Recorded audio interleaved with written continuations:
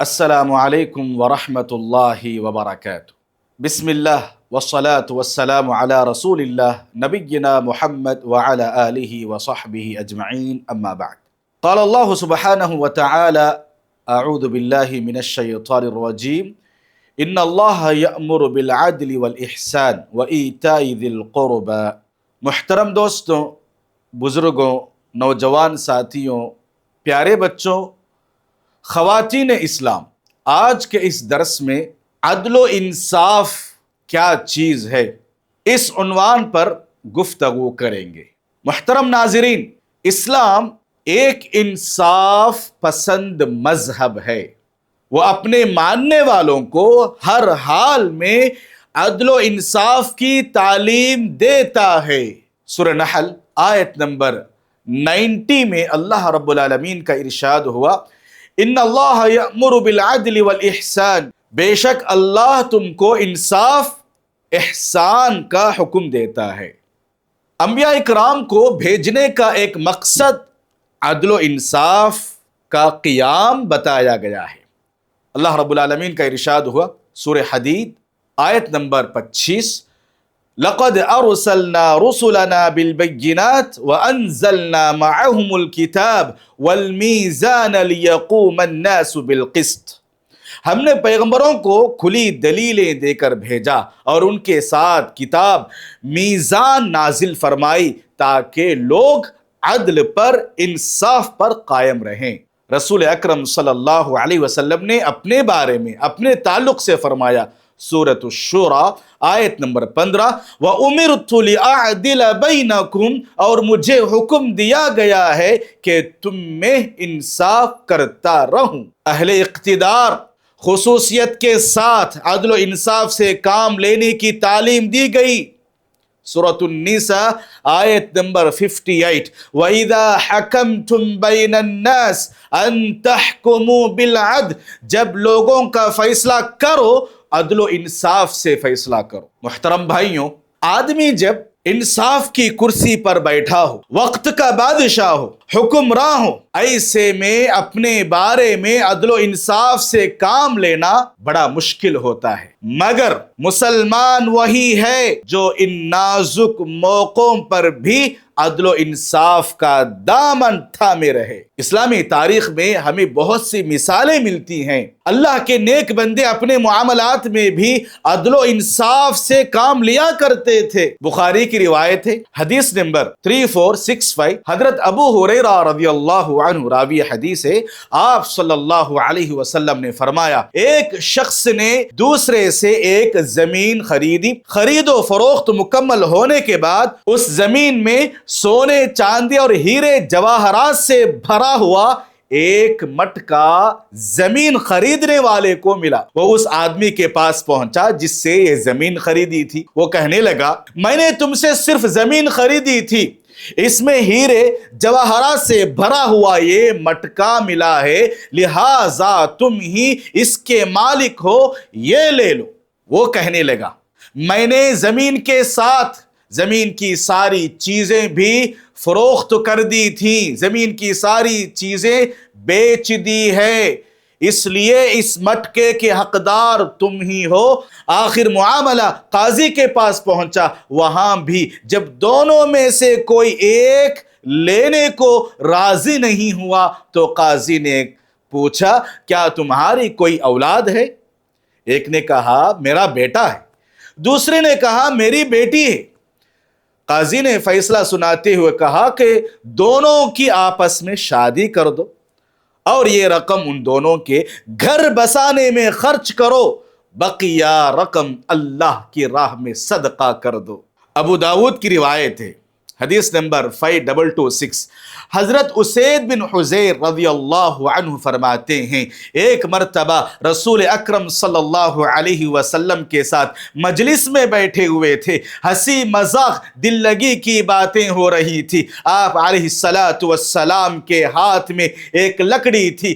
آپ صلی اللہ علیہ وسلم نے اس کو اسید بن حضیر رضی اللہ عنہ کی کمر میں چھبویا۔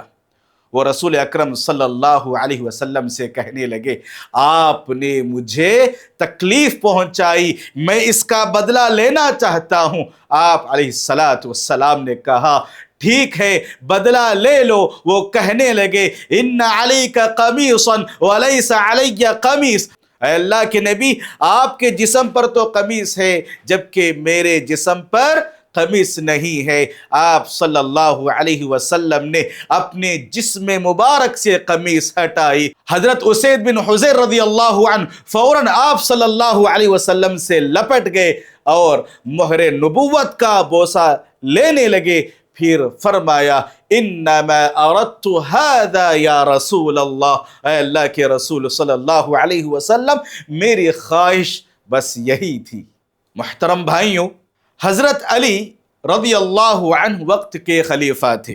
آپ کی زرہ گم ہو گئی جو ایک نصرانی کے ہاتھ لگی۔ حضرت علی رضی اللہ عنہ نے جب اس سے اپنی زرہ کا مطالبہ کیا، وہ کہنے لگا یہ تو میری زرہ ہے۔ بحث و تکرار کے بعد جب قاضی کے پاس یہ معاملہ پہنچا تو قاضی نے دونوں کی گفتگو سننے کے بعد حضرت علی رضی اللہ عنہ سے دلیل طلب کی۔ ان کے پاس کوئی دلیل نہیں تھی۔ نتیجے میں قاضی ابو شریح رحمۃ اللہ علیہ نے وقت کے خلیفہ کے خلاف نصرانی کے حق میں فیصلہ سنا دیا۔ اس فیصلے سے نصرانی اس قدر متاثر ہوا کہ کچھ دور جانے کے بعد واپس آ کر کہنے لگا اما ان هذه احکام الانبیاء، سن لو یہ عام انسانوں کے فیصلے نہیں، یہ تو انبیاء کے فیصلے ہیں۔ پھر وہ اسی وقت مسلمان ہو جاتا ہے۔ میرے بھائیوں، دوسروں کے معاملے میں انصاف کرنا بہت آسان ہے، مگر اپنے یا اپنے اہل و عیال اور رشتہ داروں کے معاملے میں عدل و انصاف سے کام لینا مشکل کام ہے۔ صحیح الترغیب و ترہیب حدیث نمبر 2173 حضرت عوف بن مالک رضی اللہ عنہ سے روایت ہے، رسول اکرم صلی اللہ علیہ وسلم نے فرمایا ان شئتم انبأتکم عن الامارت وما ہی، اگر تم چاہتے ہو تو میں تمہیں عہدہ و منصب اور حکومت و سلطنت کی حقیقت بتاؤں۔ وہ کہتے ہیں میں نے بلند آواز میں کہا ضرور بتائیے اے اللہ کے رسول صلی اللہ علیہ وسلم۔ آپ علیہ السلام نے فرمایا اولها ملامہ وثانیها ندامہ وثالثها عذاب یوم القیامہ الا من عدل وکیف یعدل مع قریبہ۔ حکومت و سلطنت کا پہلا مرحلہ ملامت کا ہے، دوسرا مرحلہ ندامت اور شرمندگی کا ہے، اور آخری مرحلہ قیامت کے دن عذاب کی صورت میں پیش آئے گا، سوائے اس آدمی کے، اس شخص کے جو عدل و انصاف سے کام لے۔ پھر آپ علیہ السلام نے فرمایا آدمی اپنے رشتہ داروں کے معاملے میں کیسے انصاف کر سکتا ہے؟ محترم بھائیوں، اسلام اپنے متبعین، اپنے ماننے والوں کو اپنے اور رشتہ داروں کے معاملے میں خصوصیت کے ساتھ عدل و انصاف سے کام لینے کا حکم دیتا ہے۔ سورۃ النساء آیت نمبر 135 ارشاد باری ہے یا ایھا الذین آمنوا کونوا قوامین بالقسط شہداء للہ ولو علی انفسکم او الوالدین والاقربین، اے ایمان والو عدل و انصاف اور مضبوطی سے جم جانے والے، اللہ کی خوشنودی کے لیے سچی گواہی دینے والے بن جاؤ، وہ خود تمہارے اپنے خلاف ہو یا تمہارے ماں باپ یا رشتہ دار عزیزوں کے خلاف۔ میرے بھائیوں، انسان کو اپنے قریبی لوگوں سے، اپنے قریبی رشتہ داروں سے محبت ہوتی ہے۔ یہی محبت عدل و انصاف کی راہ میں اکثر رکاوٹ بنتی ہے۔ عربوں کا بھی یہی حال تھا۔ جب کسی معمولی گھرانے کا کوئی فرد جرم کرتے ہوئے پکڑا جاتا تو اس پر حد نافذ کرتے، اس کو سزا دیتے۔ اگر کسی بڑے گھرانے کا فرد جرم کرتے ہوئے پکڑا جاتا تو اسے چھوڑ دیتے تھے۔ محترم دوستوں، اسلام آنے کے بعد قبیلے بنو مخزوم کی ایک عورت، ایک خاتون چوری کے جرم میں پکڑی گئی۔ جب حد نافذ کرنے کا معاملہ پیش آیا تو انہوں نے آپ صلی اللہ علیہ وسلم کے محبوب صحابی حضرت اسامہ بن زید کو سفارشی بنا کر بھیجا کہ سزا میں کچھ تخفیف کر دے۔ مسلم کی روایت ہے، حدیث نمبر 4505، آپ صلی اللہ علیہ وسلم نے فرمایا انما اہلک الذین قبلکم انہم کانوا اذا سرق فیہم الشریف ترکوہ واذا سرق فیہم الضعیف اقاموا علیہ الحد وأیم اللہ لو ان فاطمة ابنة محمد سرقت لقطعت یدها۔ تم سے پہلے لوگ اسی لیے ہلاک و برباد ہوئے جب بڑے گھرانے کا کوئی فرد، کوئی آدمی، کوئی شخص جرم کرتا، گناہ کرتا تو اسے چھوڑ دیتے تھے، اور جب کوئی کمزور پکڑا جاتا اس پر حد جاری کرتے، اسے سزا دیتے۔ اللہ کی قسم اگر محمد کی بیٹی فاطمہ بھی چوری کرتی تو میں ضرور اس کا ہاتھ کاٹ دیتا۔ یہ ہے انصاف۔ میرے بھائیوں، اسلام اپنے متبعین کو، اپنے ماننے والوں کو، اپنے فالوورز کو اس طرح کی ناانصافی کی اجازت نہیں دیتا، بلکہ وہ رشتہ داروں کے ساتھ بھی انصاف کرنے کی تعلیم دیتا ہے۔ اللہ تعالیٰ کا ارشاد ہے سورہ انعام آیت نمبر 152، وَإِذَا قُلْتُمْ فَاعْدِلُوا وَلَوْ كَانَ ذَا قُرْبَى۔ جب بات کہو تو انصاف کی بات کہو، خواہ معاملہ اپنے رشتہ دار کا بھی کیوں نہ ہو۔ میرے بھائیوں، آج کل اولاد کے درمیان، خصوصاً لڑکے اور لڑکیوں کے درمیان، تعلیم و تربیت میں، وراثت کی تقسیم میں، دیگر حقوق کی ادائی میں بہت ناانصافی کی جاتی ہے۔ قرآن مجید میں ایسے لوگوں کے لیے سخت وعید آئی ہے۔ سورہ النساء آیت نمبر 13 اور 14، تلک حدود اللہ ومن یطع اللہ ورسولہ یدخلہ جنات تجری من تحتها الانہار خالدین فیہا وذلک الفوز العظیم ومن یعص اللہ ورسولہ ویتعد حدودہ یدخلہ نارا خالدا فیہا ولہ عذاب مہین۔ یہ حدیں اللہ کی مقرر کی ہوئی ہیں، جو اللہ اور اس کے رسول کی فرما برداری کرے گا اسے اللہ جنتوں میں لے جائے گا، جن کے نیچے نہریں بہہ رہی ہیں، جن میں وہ ہمیشہ رہیں گے، اور یہ بہت بڑی کامیابی ہے۔ اور جو شخص اللہ اور اس کے رسول کی نافرمانی کرے اور اس کی مقررہ حدوں سے آگے نکل جائے، حد سے بڑھ جائے، اسے وہ جہنم میں ڈال دے گا، جس میں وہ ہمیشہ رہے گا۔ ایسوں کے لیے ہی رسوا کن عذاب ہے۔ بخاری کی روایت ہے، حدیث نمبر 2587، حضرت نعمان بن بشیر رضی اللہ عنہ فرماتے ہیں کہ میرے والد نے مجھے ایک تحفہ دیا، ایک ہدیہ دیا۔ میری والدہ عمرہ بنت رواحہ رضی اللہ عنہا نے کہا کہ میں اس بات کو اسی وقت قبول کروں گی جب کہ تم اس تحفے پر، اس ہدیے پر اللہ کے رسول صلی اللہ علیہ وسلم کو گواہ بناؤ۔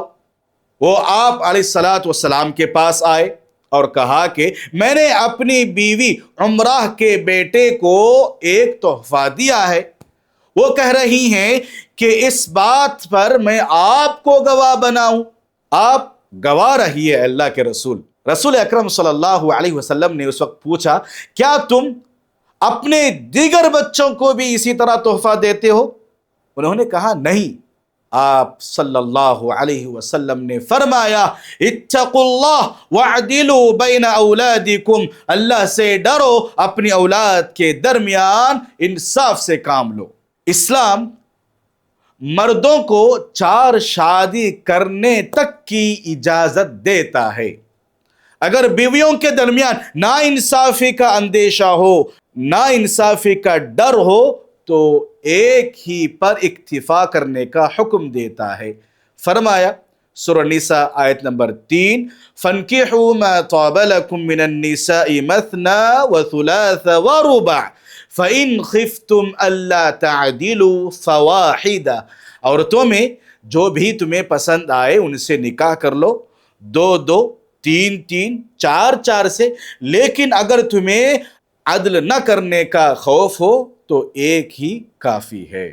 میرے بھائیوں، دشمنوں کے ساتھ عدل و انصاف بھی بڑا مشکل کام ہے، مگر اسلام اپنے ماننے والوں کو، اپنے فالوورز کو حکم دیتا ہے کہ وہ دشمنوں کے ساتھ بھی عدل و انصاف کو قائم رکھے۔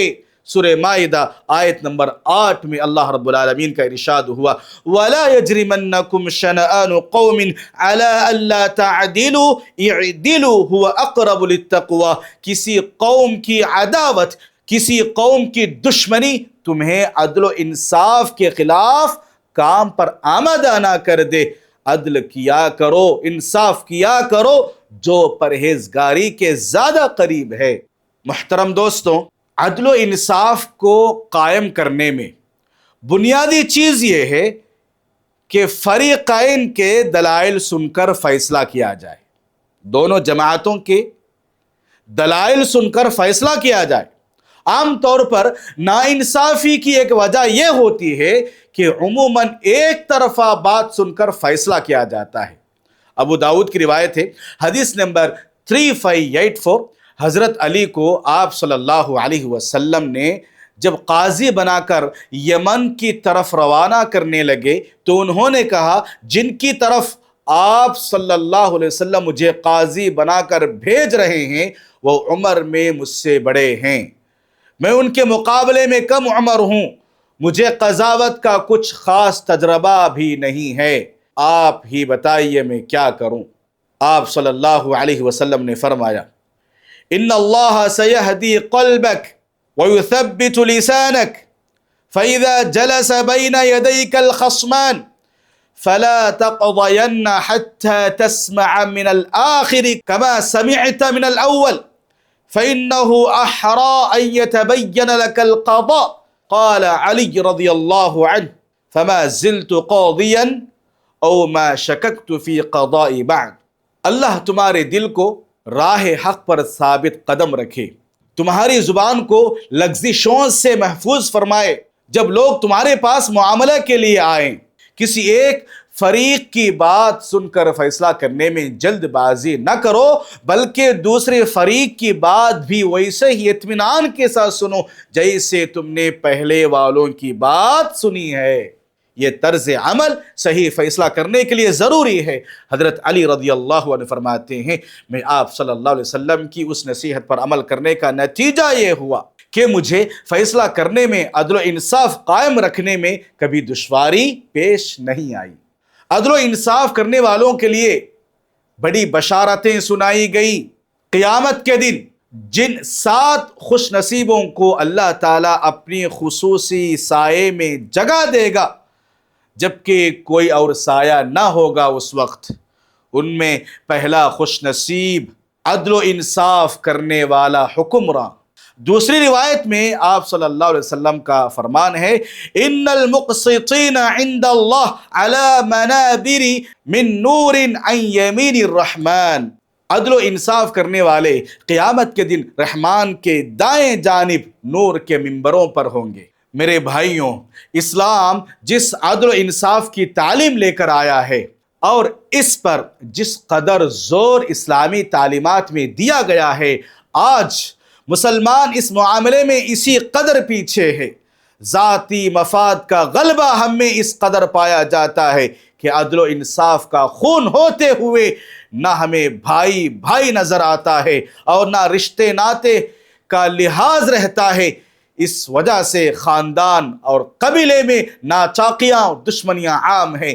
ضرورت اس بات کی ہے کہ ہم ہر معاملے میں عدل و انصاف کو ملحوظ رکھیں۔ ہمیں ایک نہ ایک دن مرنا ہے، سب سے بڑے عادل پروردگار کے روبرو حاضر ہونا ہے، جہاں پورے عدل و انصاف کے ساتھ ہمارا اور آپ کا فیصلہ ہونے والا ہے۔